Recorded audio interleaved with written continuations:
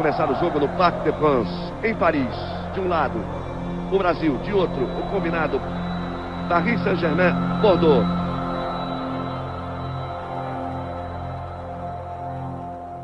Uma semana antes dele morrer, teve o jogo Brasil-França no Parc des Princes, que ele deu o pontapé inicial, e que eu estava de repórter de campo. E foi a última vez que eu vi o Senna. Então era programada uma foto, que seria do Ayrton junto comigo, os dois possíveis tetras. O Brasil tetracampeão de futebol e o Ayrton Senna tetracampeão da Fórmula 1. Um tetra na Fórmula 1 era muito mais certo do que o tetra da seleção brasileira, porque Ayrton Senna, na melhor equipe do mundo, que era a Williams, era tetra garantido para nós. A gente vinha de 24 anos sem ganhar uma Copa do Mundo. Ganhamos em 70, então... E a gente tive um pacto ali na hora, não, vamos ganhar, mas você também tem que ganhar o tetracampeonato. Aí a presença de Ayrton Senna não leva nenhum jeito pra coisa. Deu o pontapé inicial, vai voltar pra tribuna. Quando o Ayrton deu o pontapé inicial, ele saiu correndo, tem uma imagem dele que ele vai, e ele falou, ó, acelera daqui que eu acelero de lá, vamos acelerar junto. O Ayrton, quando ia correr no domingo, né, Gilmar? Parava, o Brasil inteiro parava. E eu, que não sou um fã número 1 de automobilismo, eu ficava em casa aos domingos, não saía de casa para ver o Ayrton Senna correr. Como se eu fosse ver um jogo de futebol, ver o Pelé atuando, um grande artista, um Zico, um grande jogador. E era realmente um fã do Ayrton Senna.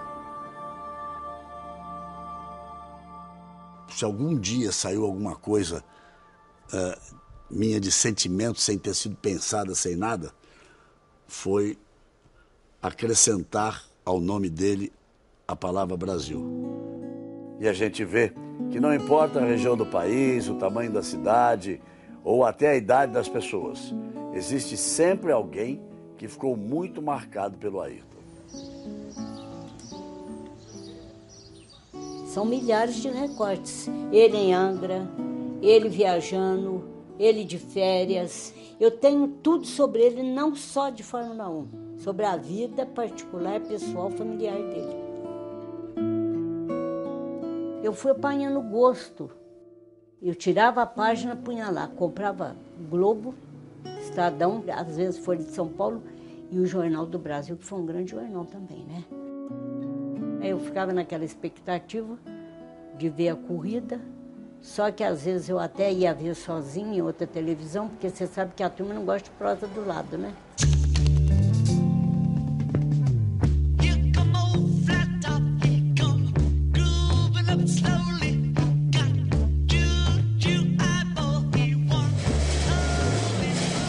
Aquele pôster, na verdade, eu só fui ter coragem de montar aquele quebra-cabeça muitos anos depois da morte dele, né? E eu coloquei lá porque é um simbolismo para mim, são as paixões. A paixão pelos meus carrinhos antigos ali e a paixão pelo Ayrton Senna. Eu acho que o esmero daquela restauração, aquela perfeição, acho que tem tudo a ver com ele, que sempre procurou guiar de uma forma perfeita, sempre tentou buscar a perfeição em tudo que fazia. Eu tenho alguns livros, tenho miniaturas que eu procurei colecionar e retratar toda a carreira dele. Tem as Tolemas, eu tenho as Lotus, eu tenho as McLarens, né? Tem a Williams, tenho, vamos dizer, os principais carros que ele correu. Ainda estou em busca aí dos Fórmula 3, mas ainda já vai ter.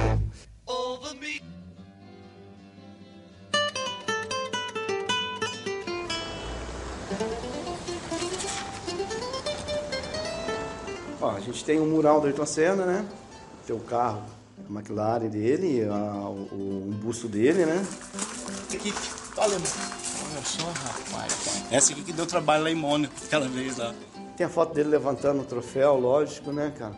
Tem as fotos do primeiro carro que ele guiou, que foi a Williams, no teste, eu tenho a foto. Tenho ele na Lotus. Olha a cara dele. Você acha que ele tá satisfeito ali? Eram manhãs assim que você podia dormir ao sábado, Senna tá largando lá para trás. Você pode acordar cedo, você pode tomar um bom café da manhã, que você vai ter garantia de um ótimo espetáculo. Eu não fazia programa algum quando tinha Fórmula 1. Tamanha era a paixão por Fórmula 1, tamanha era a paixão por acompanhar o Ayrton Senna. Ficava, não perdia nada, né? super-herói que a gente tinha quando criança, que nos trazia vitória, música e inspiração nas manhãs de domingo. Mas começou a me chamar a atenção como era um momento em que a minha família inteira se reunia como se estivesse assistindo um filme de ação. E o Ayrton teve essa capacidade de fazer nós, brasileiros, nos sentirmos orgulhosos de sermos brasileiros. Cada vez que ele enfrentava o primeiro mundo no que ele tinha de mais avançado e vencia. O Senna mudou um pouco as manhãs dos domingos da televisão brasileira. Não é que a audiência tenha duplicado, não. A audiência quase que triplicou. O que o Senna fez com o automobilismo é que ele transformou o automobilismo em futebol. Domingo era dia de clássico. Corria de kart por causa dele. Eu lembro que quando eu tinha a imagem de Ayrton Senna na minha vida, assim, eu falava para o meu pai que eu ia ser a primeira pilota de Fórmula 1 da história. Quando me tornei adolescente, comecei no kart. E estava vendo sempre os vídeos porque sabia que ele tinha começado no kart. Via como ele encarava a pilotagem, na verdade tentando imitá-lo.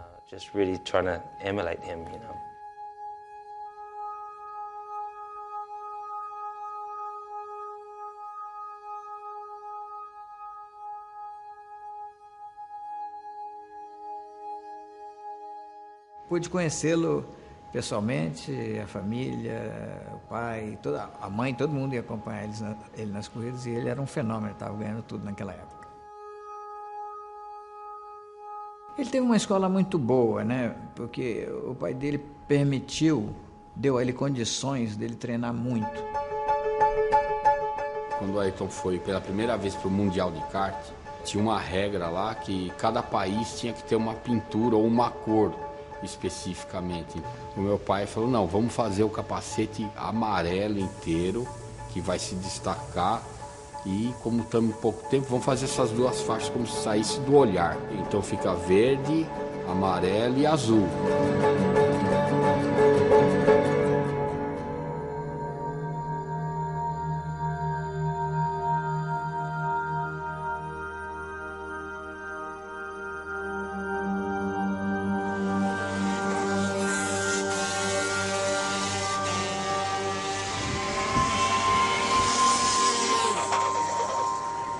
Fora do Brasil, o Fullerton foi o grande adversário do Ayrton e, na verdade, foi com quem talvez ele tenha travado as batalhas mais épicas que não são conhecidas, né? Fullerton foi o maior piloto de kart da década de 70 e 80, era um gênio, ele correu até os quase 40 anos. A referência de kart na época era o Fullerton. E o Ayrton tinha muita habilidade e era o título a ele conquistar, seria o título mundial de kart. Ele era realmente muito veloz, naturalmente veloz. Sua sensibilidade para os níveis de aderência era incrível. Foram sempre disputas muito limpas, duras, difíceis, mas sem colisões. Pela primeira vez, a FICA, a Federação Internacional de Kart, colocou decibelímetro nos cartões que o kart não poderia passar de 110 ou 115 decibéis. E por alguma razão, o kart do Ayrton passou dos 110 e ele foi punido em algumas posições que influenciaram no final da corrida para ele não poder chegar à semifinal, à final, com colocação que ele poderia ser campeão. O negócio dele era correr e ganhar. E foi com o Fullerton que ele viveu isso. Se ele continuasse no kart, ele ia se tornar um piloto mais refinado. Mudaria com o passar dos anos. Eu não segui o mesmo caminho porque meu irmão mais velho morreu numa corrida de motos e minha família sofreria muito se eu corresse de carro, moto ou qualquer categoria mais perigosa do automobilismo. Então eu tinha alguns anos de experiência para usar a meu favor e foi isso que eu fiz. A razão mesmo de eu me dar bem contra ele foi experiência. Quando o Ayrton pensou em ir para a Inglaterra para poder disputar um campeonato, meus pais não eram a favor disso, mas acabaram concordando como uma experiência, né, para ele. Quando ele falou que queria correr de carro, eu falei, mas você não pode, você é muito estabanado, você não sabe, ali é uma coisa de precisão.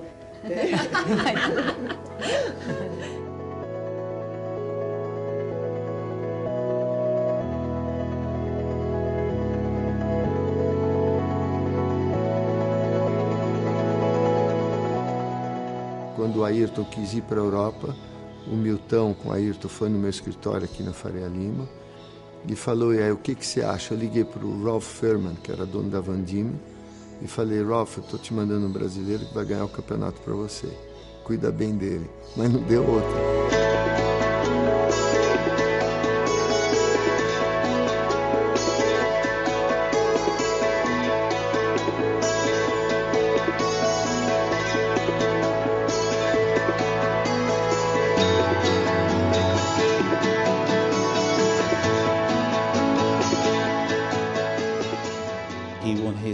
No dia da primeira vitória dele, num carro de corridas, vencendo o argentino Mancidia. Ele estava com a jovem esposa Lilian. A luz estava bonita, era março. O sol brilhando e batendo direto no rosto deles, abraçados e se beijando. Eu mostrei a foto e ele ficou muito feliz. Foi assim que eu comecei a trabalhar com ele.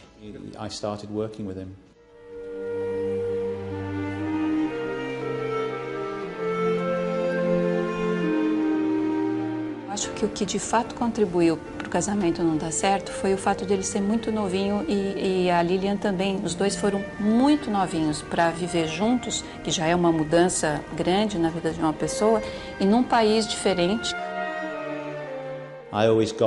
Eu sempre achei que ela não gostava da Inglaterra e também ficava muito nervosa com as corridas.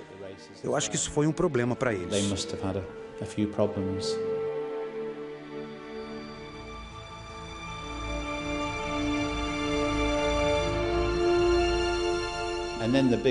E aí a grande surpresa, em Brands Hatch, estou parando, estou abandonando o automobilismo. Eu estava fotografando e perguntei, como assim abandonando? Você está ganhando tudo quanto é corrida? Ele disse, mesmo que eu ganhe todas as corridas, ainda assim eu não conseguiria patrocínio para continuar. Não quero que meu pai continue pagando. A família não queria mais que ele corresse. E ele parou e foi trabalhar na metalúrgica do pai. E virou um menino absolutamente triste. Voltou para os negócios da família e ele exercia tudo isso, só que sem brilho, como se fosse uma lâmpada apagada. Meus pais, vendo isso, chegaram à conclusão que era melhor deixar ele viver essa vida, que não é o que eles gostariam, mas era algo que era muito importante para o Ayrton. Eu estava em casa quando recebi um telefonema em fevereiro de 82. Estou de volta.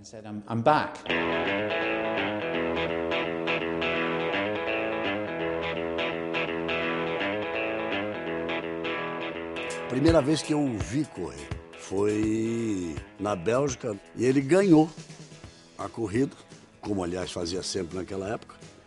E aí se aproximou e disse assim, o senhor que é o senhor Galvão Bueno? Ele falou, eu sou o Ayrton Senna da Silva. O senhor ainda vai ouvir falar muito de mim e ainda vai transmitir muita corrida minha. Eu nunca vi alguém com a confiança dele. É um negócio assim extraordinário. A gente pensa dia e noite em automobilismo, então a gente treina 2, 3 vezes por semana, às vezes 4. O Ayrton, como na época acontecia com a grande maioria dos pilotos brasileiros, não foi descoberto pelos brasileiros, foi descoberto pelos ingleses. É uma manchete nos jornais ingleses que passou a chamar a atenção do brasileiro. Quer dizer, a manchete era assim, Silverstone, em vez de Silverstone. E nós fomos para lá transmitir ao vivo para a Globo uma corrida de Fórmula 3, ou seja, já se tinha a certeza de que ali existia um grande campeão e que ia fazer a diferença. Ayrton venceu as 9 primeiras. E aí eu me dei conta de que o cara tinha uma percepção da aderência da curva antes de chegar, não no meio da curva.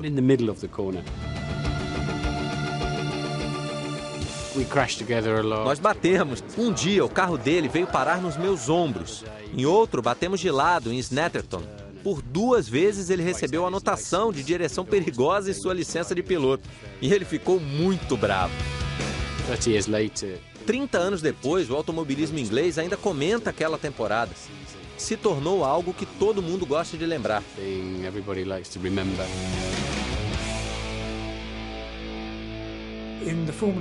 Na época da Fórmula 3, meus amigos da Fórmula 1 vinham ver e alguns diziam, ok, vamos esperar a Fórmula 1, ali vai ser muito mais difícil. E foi o que se viu.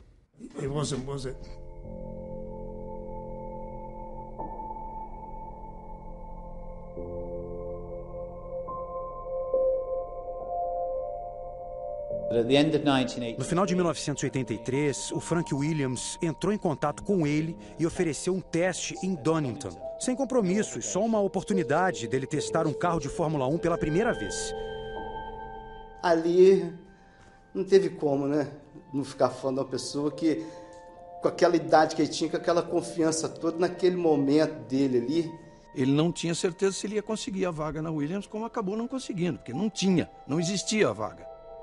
Aí entramos junto no caminhão. Ele passou debaixo do carro, olhou para cá, olhou para lá. E ele vai e bate na lataria do caminhão e fala: é hoje. É hoje.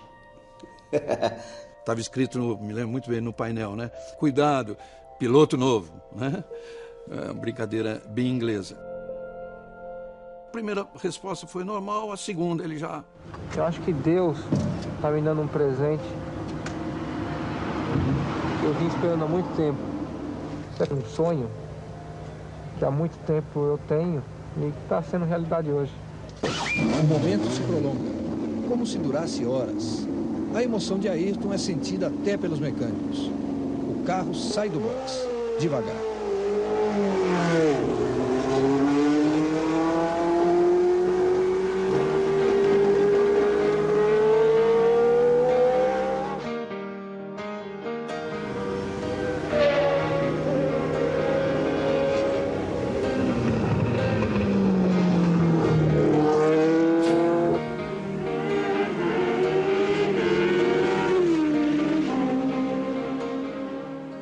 Fui em alguns trechos da pista e estava vendo um cara, esse cara, ele está mentindo, ele já andou de Fórmula 1 e não é a primeira vez. Assim que eu saí do boxe, eu achei uma potência enorme, mas com 2, 3 voltas eu já estava acostumando a pegar. Parece que não tem segredo nenhum. Não fechamos porque a gente devia ter contrato para 84, mas claramente Frank qualificou Ayrton como um piloto fora do comum. Seria um passo muito grande sair da Fórmula 3 e ir direto para uma grande equipe. Não seria nada fácil. Então Ayrton escolheu ir para Toleman, onde ele trabalharia com uma equipe menor. Foi uma entrada suave na Fórmula 1.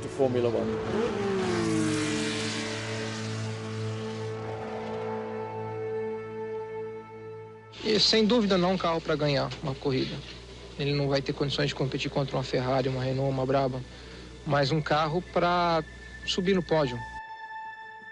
Mas acho que o boom mesmo, assim, Kaya Lame ele já tinha mostrado o início todo do que seria a carreira dele. Ele já conseguiu a façanha de marcar ponto. E é bom lembrar que... Só marcavam 6. Eram só 6 que marcavam pontos, né? A bandeirada preta e branca para Niklauda. Terminada a corrida, vai no parque fechado, para o carro e ele não saía do carro. A gente ajudou ele a sair do carro, porque ele sozinho não sairia.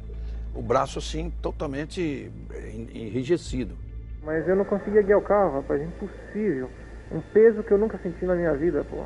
E foi a corrida inteira, assim, e o motor falhava ainda. Porque naquele tempo não tinha esse negócio de ficar bebendo água. A direção era dura, então a coisa era no braço. Ele não estava preparado fisicamente. Ele subestimou a duração de uma corrida, de um grande prêmio. Aí eu expliquei para ele, aí, isso é inacreditável. Você tem um coração assim, de passarinho. Porque bate, mas não manda sangue para lugar nenhum. É por isso que você desmaia. E tem uma frase dele logo a seguir ali que me lembra muito e que marcou. Passou a ser uma característica dele. Ele disse, esse brinquedo aqui é completamente diferente. Tenho que mudar minha vida e mudar o meu preparo físico. Começou a ser o ponto forte dele. Porque ninguém fazia trabalho. Ele foi o precursor da preparação física, mental, emocional na Fórmula 1. Bem, amigos da Rede Globo, a partir de agora, Estamos ao vivo da cidade de Monte Carlo, no Principado de Mônaco, onde daqui a pouco será corrida a 6ª etapa do Campeonato Mundial de Pilotos de Fórmula 1 em 1984. Ele, com uma Toleman, fez um estrago num grande prêmio memorável e aquilo despertou atenção. E acho que todo mundo que curtia a Fórmula 1 olhou um para a cara do outro e falou, opa, o cara é bom. Ayrton Senna está na 7ª fila. Oscar não tem dificuldade na largada. Mansell bateu quando liderava e Prost era o líder. Prost vai recuperar a ponta. Está mandando forte demais o Mansell. O Ayrton se segurando, vai para terceiro. Ele foi muito bem em Mônaco. Foi uma corrida incrível. E imediatamente nós percebemos que o Senna era especial. Vai tentando colocar do lado de fora. Vai com muito apetite e passa por Niki Lauda. Incrivelmente rápido. Ele sabia o que estava fazendo. E daquele momento em diante, ninguém teve uma carreira tão fora do comum como ele. Dá um show em Monte Carlo, brasileiro Ayrton Senna. Um tal de Jacques X, um belga, viu que o Alain Prost ia perder aquela corrida. Aí resolveu dar uma ajudinha, né, ao francês e terminou a corrida. Vai ser dada a bandeirada para Prost. Ele lentamente vai parando. Não, o Ayrton passou direto. O fato de você olhar no rosto dele que ele não estava feliz naquele pódio de Mônaco com o 2º lugar na chuva mostra que ele procurava muito mais. O mais engraçado do Grande Prêmio foi depois, né? Tudo que aconteceu depois. A consequência. O fato da corrida ter se encerrado antes, ela dizia o regulamento, valeram os pontos pela metade. Se tivesse continuado a corrida 3 ou 4 voltas, já teria completado 75%, então ele somaria 9. Como ele somou 4,5, no final do campeonato, o Niki Lauda ganhou o campeonato dele, Prost, por meio ponto. Ou seja, se o Jack Hicks tivesse deixado seguir a corrida, o Ayrton teria conquistado a vitória naquela corrida. E o Prost teria feito 6 pontos. E o Prost seria pentacampeão do mundo.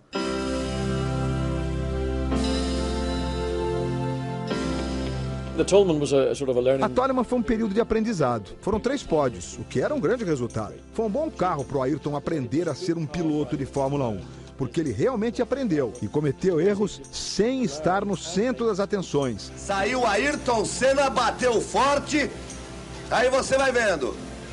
Vinha muito bem na prova Ayrton Senna. Eu era um fã do Prost, mas o Senna era diferente. E aí ele consegue a ultrapassagem na freada da paddock. Mostrou tudo que sabe aí Ayrton Senna. E aí teve o GP de Portugal, quando ele desafiou as McLaren. E olha o Lauda em cima do Ayrton, quer o 3º lugar. Ayrton Senna e Niki Lauda.